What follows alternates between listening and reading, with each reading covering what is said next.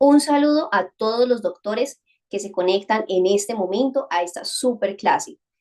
Estamos a solamente 20 minutos de iniciar. Les decimos que se queden desde el principio hasta el final para disfrutar este gran conocimiento. También los invitamos a compartir el link de esta clase para que muchas más personas de la salud se beneficien de este conocimiento. Nos vemos en 20 minutos, doctores.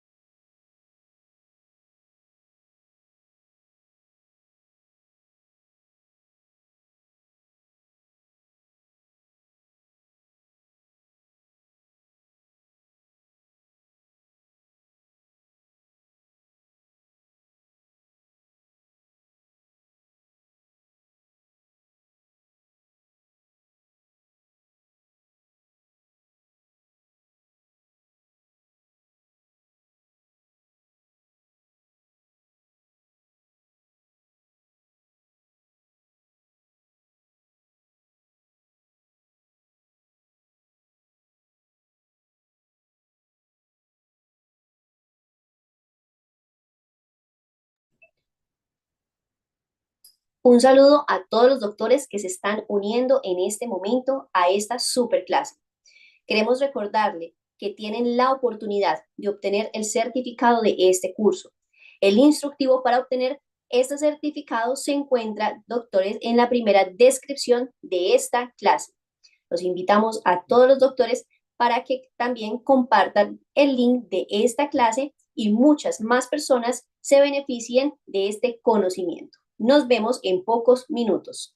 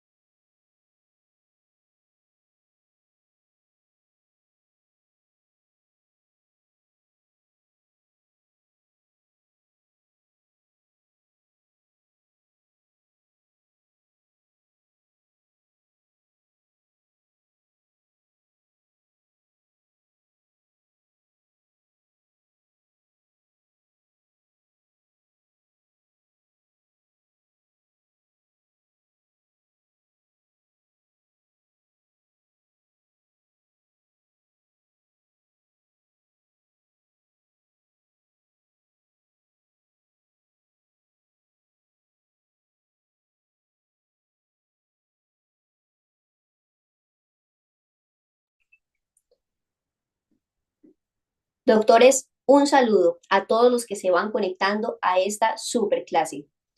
Les decimos que se queden desde el principio hasta el final porque hay mucho conocimiento y es súper interesante. Así que los invitamos también para compartir el link de esta clase a todos sus conocidos en todas sus redes. También les invitamos, si desean obtener estos free open books, para que nos sigan en nuestra cuenta de Instagram, @doctorenusa. ¿Qué tienen que hacer? Ir ya mismo y seguirnos en nuestra cuenta de Instagram. Doctores, estamos a pocos minutos de iniciar.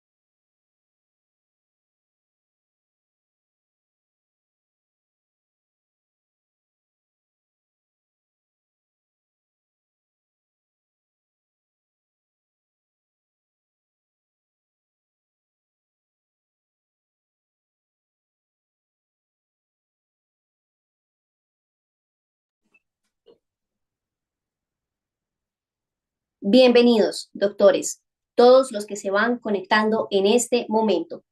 Les invitamos para que manden el link de esta clase a todas sus conocidos en todas sus redes sociales y muchos más personas de la salud se beneficien de este gran conocimiento. También queremos invitarlos para que descubran nuestros cursos USMLE, MIR, ENARM y Residencias Latinoamérica. ¿Cómo pueden obtener más información? Vayan ya mismo a www.doctorenusa.com y conocen mucho más de nosotros. Doctores, estamos solamente a 10 minutos de iniciar esta clase. Nos vemos en pocos minutos.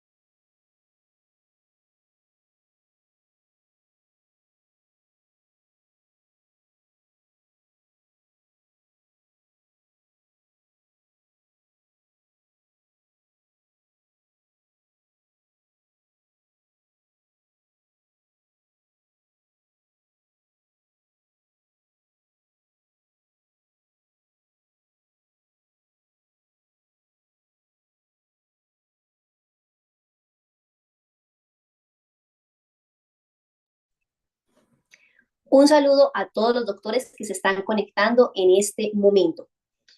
Quiero hablarles de una super biblioteca que tenemos en nuestra plataforma académica. Tenemos esta super biblioteca para los USMLE en español. También tenemos biblioteca para los USMLE en inglés, doctores, y también tenemos biblioteca para el MIR, biblioteca para el ENARM y biblioteca para cualquier examen de residencia en Latinoamérica. ¿Qué deben de hacer para conocer más sobre estos, nuestros cursos, nuestras bibliotecas y todo lo que tenemos para ustedes? En este momento, ir a www.doctorenusa.com y conocer este y muchos otros temas que tenemos preparados para ustedes, doctores. Estamos a pocos minutos de iniciar. Los invitamos para que se queden desde el principio hasta el final. Nos vemos en pocos minutos.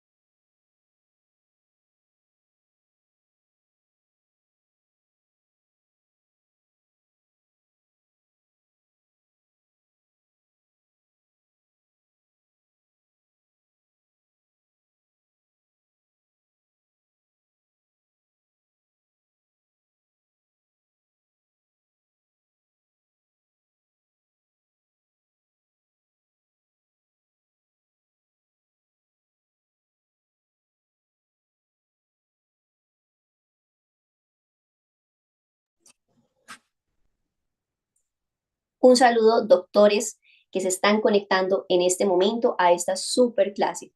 Mientras iniciamos, quiero hablarles un poco de Doctor Math. Esta es una herramienta de inteligencia artificial aplicada a la educación médica. Es la primera y única herramienta que está para los médicos que se están preparando en cualquier rama de la medicina. Así que los invitamos a conocer un poco más de Doctor Math en doctorenusa.com. Esta herramienta está para todos los estudiantes de Doctor en USA los 24 horas del día, los 7 días de la semana, para apoyarlos en su proceso de educación médica. Conoce este y muchos otros temas en www.doctorenusa.com. Doctores, nos vemos en 5 minutos.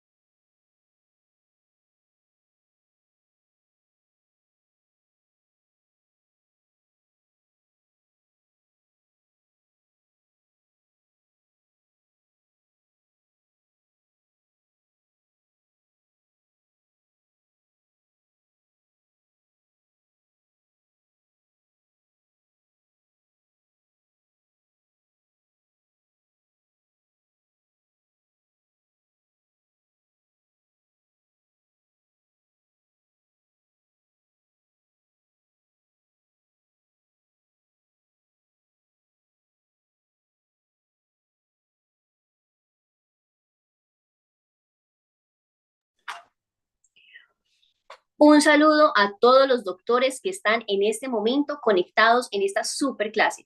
Aquí está nuestro director médico, el doctor Cristian Feria, para dar inicio a esta super clase. Doctor Cristian, un saludo y bienvenido. Un saludo a todos los doctores que están conectados en este momento. Nos alegra tenerlos en este instante. Vamos a dar inicio a esta super conferencia, la séptima clase de este curso. Y quiero que todos estén muy atentos a lo que vamos a estar hablando en esta clase porque es súper importante. Vamos a estar hablando sobre la asociación patológica en los mecanismos de la coagulación. Un tema súper importante, súper consecuente a lo que hemos venido observando y estudiando en las últimas clases. Antes de iniciar esta clase, quiero recordarles que pueden obtener el certificado de este curso. Para obtener el certificado de este curso, simplemente sigan el link o el enlace que está en la primera descripción de esta clase. Recuerda que también puedes obtener estos libros totalmente gratis, ya sea el Goldbook USMLE de Fisiología, la versión en español, o Fundamentos por Sistemas para el MIR, o Principios Básicos de Endocrinología para el ENARP, o el Manual de Hematología para cualquier examen de residencia en Latinoamérica. ¿Qué tienen que hacer? Vayan por favor a nuestra cuenta de Instagram, @doctorenusa, y en uno de los posts que se encuentra en nuestra cuenta encontrarán cómo hacer todo el proceso para obtener estos libros totalmente gratis. Recuerda que en nuestra plataforma académica tenemos cursos de preparación para el USMLE, para el MIR, para el ENAR, para el EUNACOM o para cualquier examen de residencia en Latinoamérica. Tenemos una biblioteca bastante amplia, tenemos biblioteca USMLE en español, tenemos biblioteca USMLE en inglés, tenemos biblioteca para el examen MIR, tenemos biblioteca para el examen del ENAR, o tenemos una biblioteca para cualquier examen de residencia en cualquier país de Latinoamérica. También recuerden que contamos con una súper herramienta desarrollada por nuestro equipo de tecnología que se llama DoctorMath. DoctorMath es una herramienta de inteligencia artificial aplicada a la educación médica. DoctorMath es una herramienta que se desarrolló para poder apoyar cualquier proceso académico. Es un tutor virtual que cuentan con él dentro de nuestra plataforma las 24 horas del día, los 7 días de la semana. Sin ser más doctores, vamos a dar inicio a esta super conferencia, a la séptima clase de este curso, que es sobre la asociación patológica en los mecanismos de la coagulación. Entonces, como para tener un recordatorio de lo que venimos hablando, miremos este proceso que es lo que hemos hablado durante las clases previas, miremoslo por 30 segundos para recordarnos un poco de esto. 30 segundos para verlo y continuamos la clase.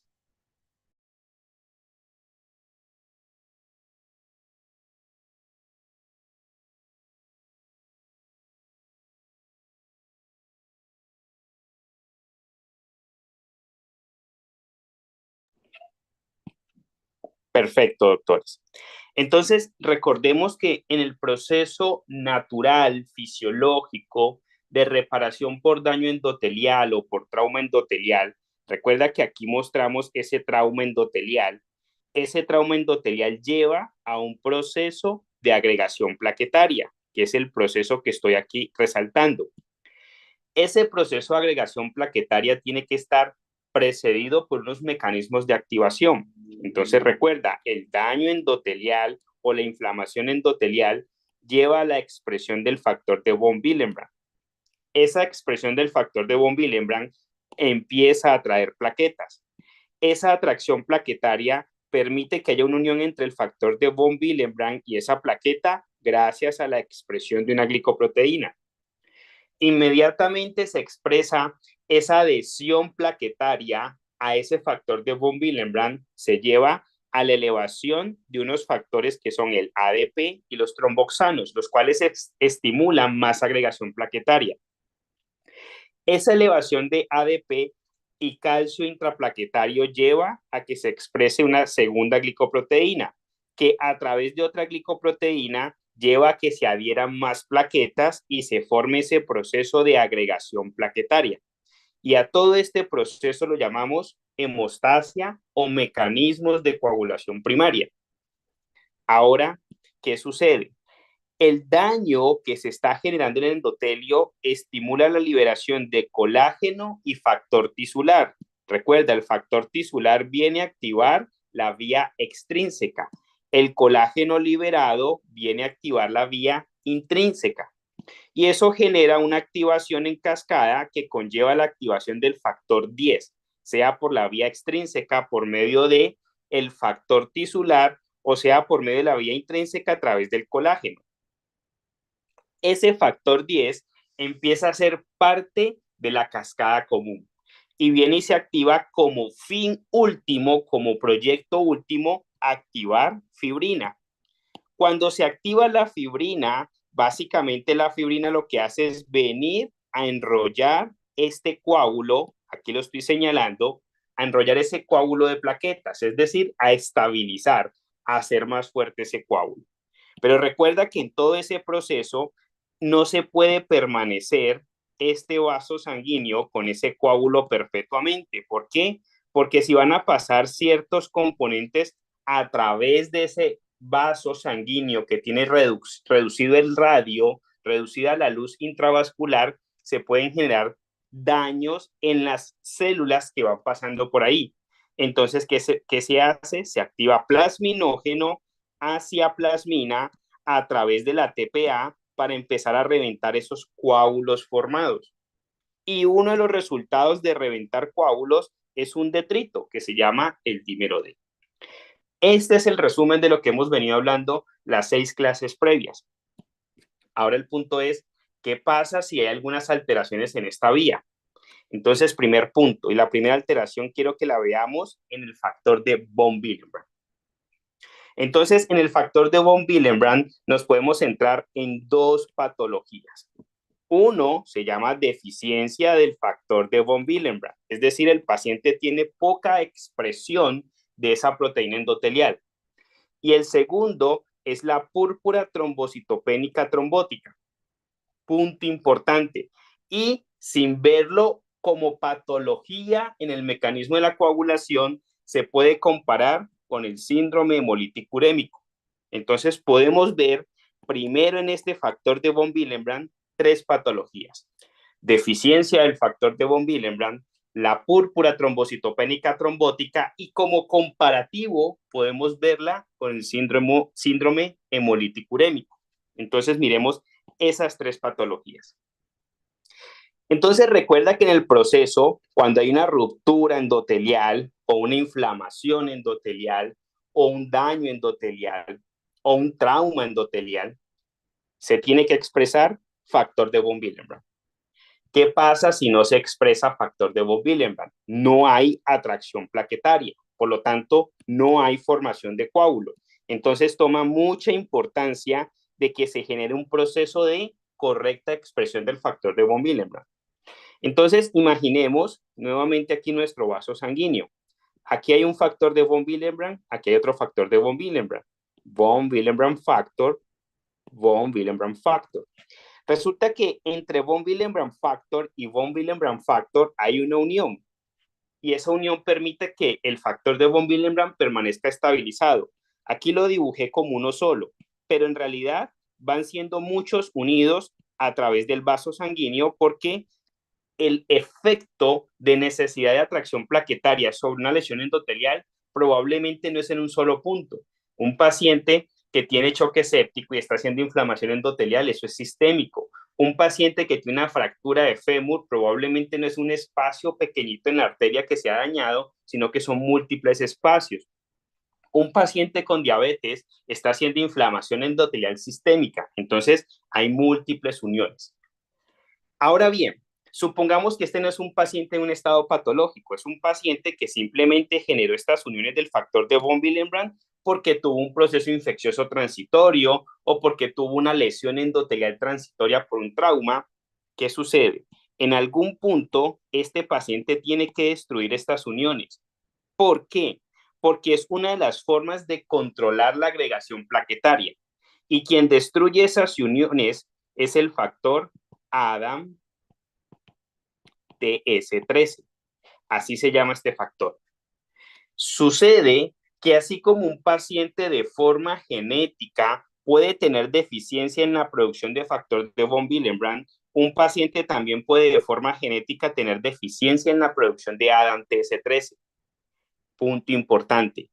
Paciente que tiene deficiencia en la producción del factor de von Willebrand, ¿cómo se llama la patología? Deficiencia del von Willebrand factor, del factor de von Willebrand. ¿Cómo se llama un paciente que tiene deficiencia del factor ADAM-TS13? Eso se llama púrpura trombocitopénica trombótica. Súper importante. Entonces, miren la diferencia entre los dos. Borremos un poco acá. ¿Qué pasa en un paciente que tiene deficiencia del factor de von Willebrand o el von Willebrand factor? Es un paciente que jamás va a expresar esta proteína. Si jamás la expresa, jamás va a traer proteínas de tipo glicoproteínas expresadas por las plaquetas, es decir, jamás va a haber agregación plaquetaria. Por lo tanto, es un paciente que hace una inflamación o ruptura endotelial, pero no agrega plaquetas. Entonces, es un paciente que por esta lesión puede sangrar. Entonces, un paciente con deficiencia del factor de von Willebrand se expresa en sangrado. Y normalmente pueden ser asociados en una forma de sangrados profundos y superficiales.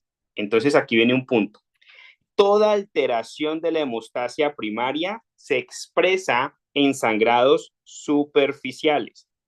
Toda alteración en la hemostasia secundaria se expresa en sangrados profundos. Ahora bien, si el factor de von Willebrand hace parte de la hemostasia primaria, ¿por qué me dices o por qué comentamos que el paciente que tenga deficiencia del factor de von Willebrand puede hacer sangrados superficiales y profundos? Porque la estabilización del factor de von Willebrand se da junto con el factor 8. Es decir, el factor 8 estabiliza el factor de von Willebrand. Por lo tanto, casi siempre que hay una alteración del factor de von Willebrand se asocia con alteraciones del factor 8 y el factor 8 hace parte de la hemostasia secundaria. Por lo tanto, el paciente se expresa con sangrados superficiales y sangrados profundos. Eso es importante. Entonces, aquí, ¿qué quiero mostrar? Cuando un paciente tiene deficiencia del factor de von Willebrand, el paciente se expresa con sangrados, ya sabemos que superficiales y profundos. Pero, ¿qué pasa si la unión del factor de von Willebrand no se está dando porque hay una deficiencia del factor ADAM-TS13? El paciente, por lo contrario, lo que hace es que permanece expresado el factor de von Willebrand. Entonces, imaginemos aquí un vaso sanguíneo, aquí está un factor de von Willebrand, aquí otro, y no hay quien los rompa. Al no haber quien reviente esas uniones, la agregación plaquetaria se perpetúa. Si la agregación plaquetaria se perpetúa, ¿qué pasa cuando un glóbulo rojo quiere pasar? Se destruye. Entonces, a esto se le llama helmet cells o esquistocitos. Si el glóbulo rojo se destruye, ¿qué pasa con los niveles de glóbulos rojos? Caen, el paciente te hace anemia. Entonces, el paciente que tiene deficiencia del factor ADAM-TS13, que eso es igual a tener púrpura trombocitopénica trombótica, estos pacientes te hacen anemia, no tanto por el sangrado, sino por la destrucción, y a eso se le denomina anemia hemolítica microangiopática. Entonces, el paciente con deficiencia del factor de von Willebrand te puede hacer un sangrado que puede conllevar a una anemia, pero por falta de agregación plaquetaria. En cambio, el paciente con púrpura trombocitopénica trombótica te hace anemia no por deficiencia en la agregación plaquetaria, sino que te hace anemia es por destrucción de los glóbulos rojos. Y por eso lo llamamos anemia hemolítica microangiopática. Eso es súper importante.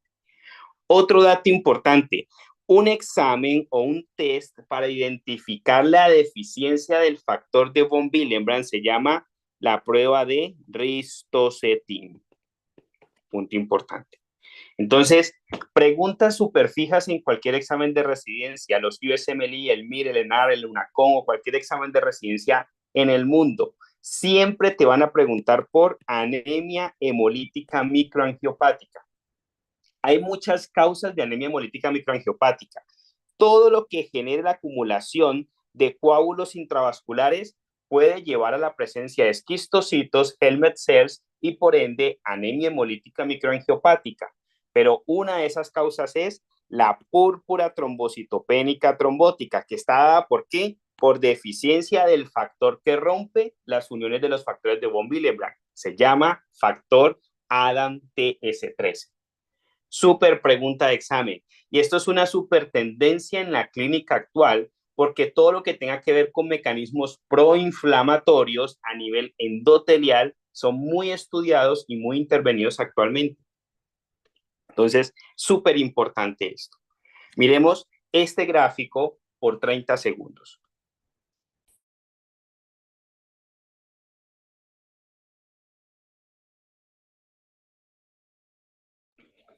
Mientras están mirando este gráfico, doctores, los que puedan, en el chat de los que están viendo esta clase en vivo, tienen un enlace para quien quiera hacer un review sobre este curso, lo pueda dejar allí, pueden dejar su review.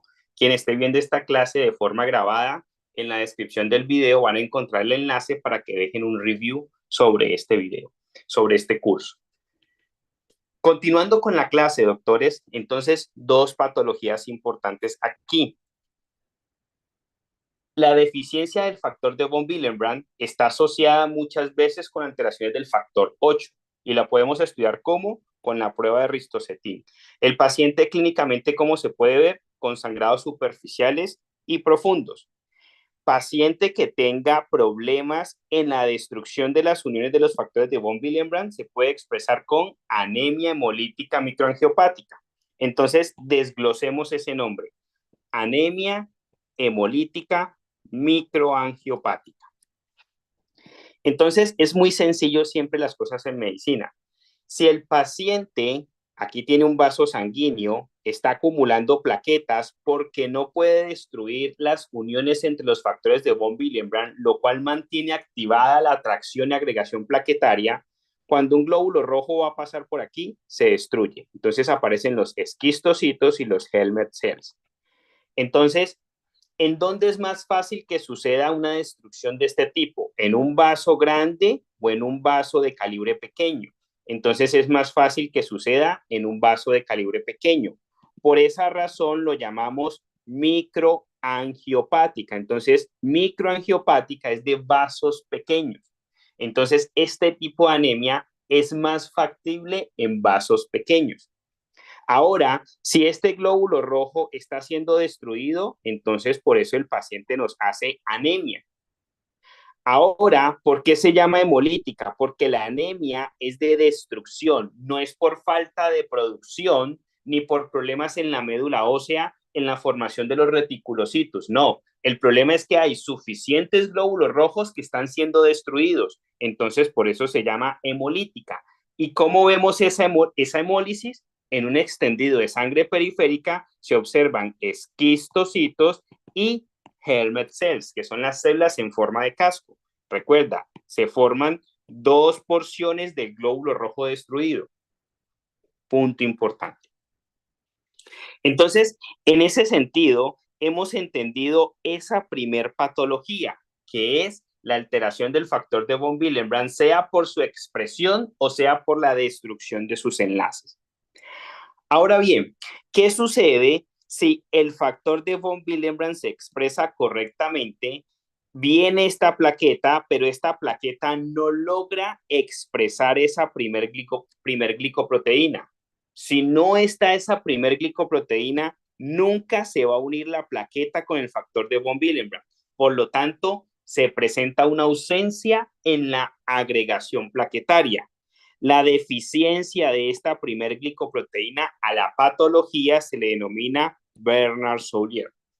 Entonces, un paciente con deficiencia de esa primer glicoproteína tiene deficiencia en la agregación plaquetaria, no puede hacer trombos, no puede hacer curación endotelial.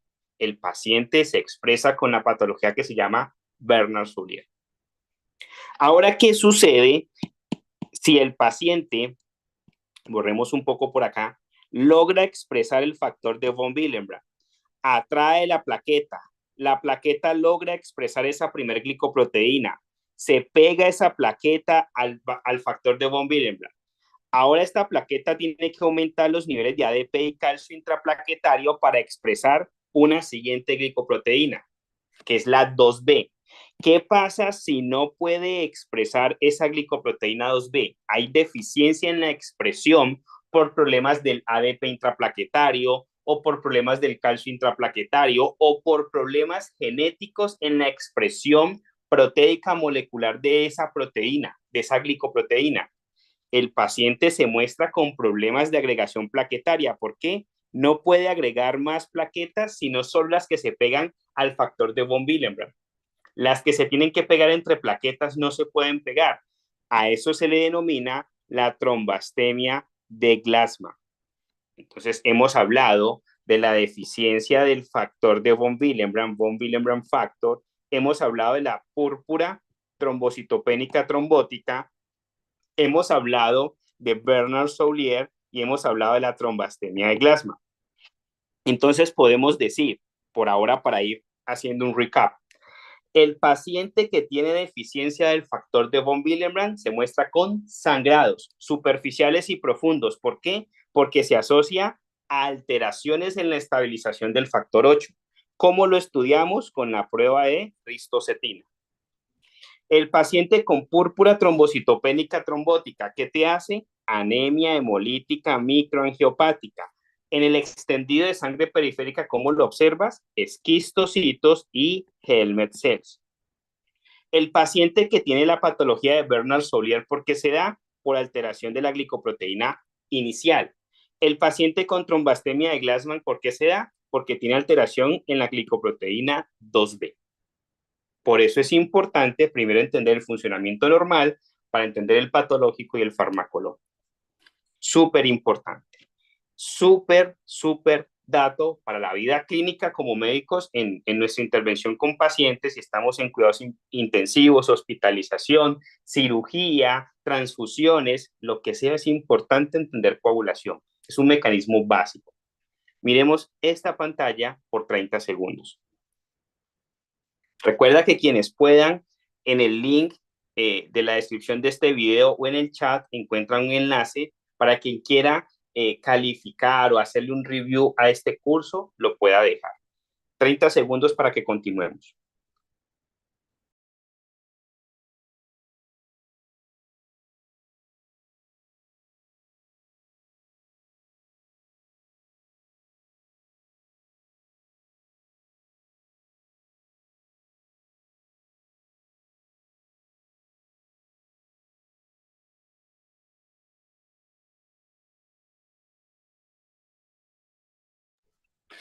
Perfecto, vamos a continuar. Ahora metámonos en la hemostasia secundaria. ¿Qué alteraciones podemos encontrar desde el aspecto patológico en la hemostasia secundaria? Entonces, recuerda que cuando generamos un proceso de inflamación, trauma, daño, lesión endotelial, se tiene que expresar el factor de von Willebrand para que se genere la cascada de agregación plaquetaria. Esto es un coágulo, pero recuerda que es un coágulo débil. Entonces necesitamos producir fibrina para que esta fibrina vaya a estabilizar a ese coágulo.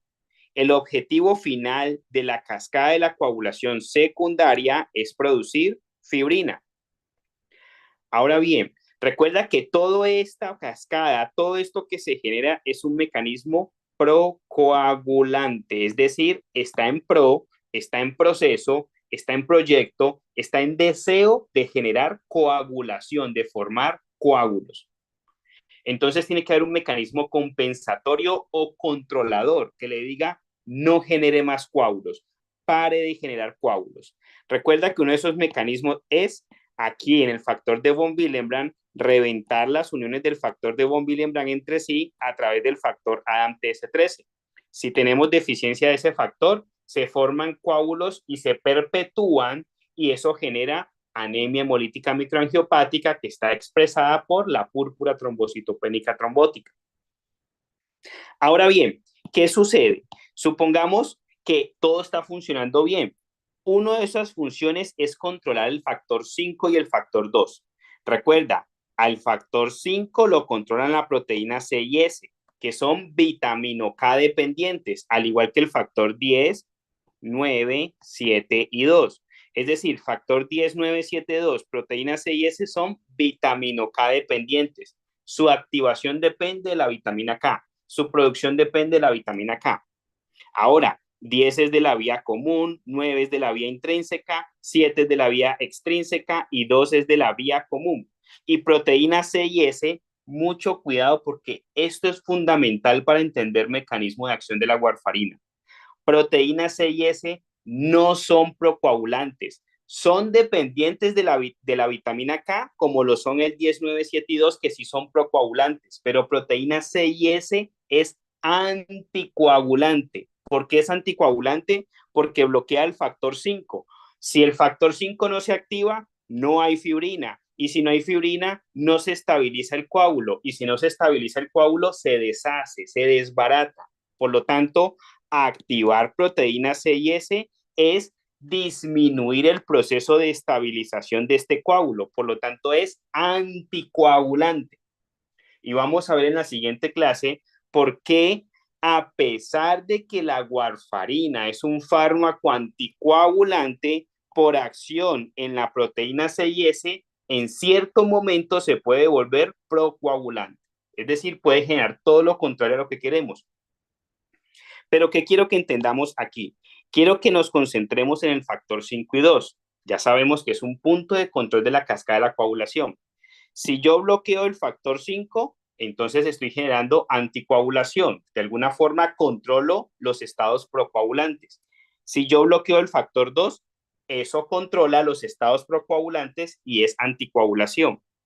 Pregunta, ¿quién genera bloqueo del factor 5? Entonces recuerda, proteína C y S.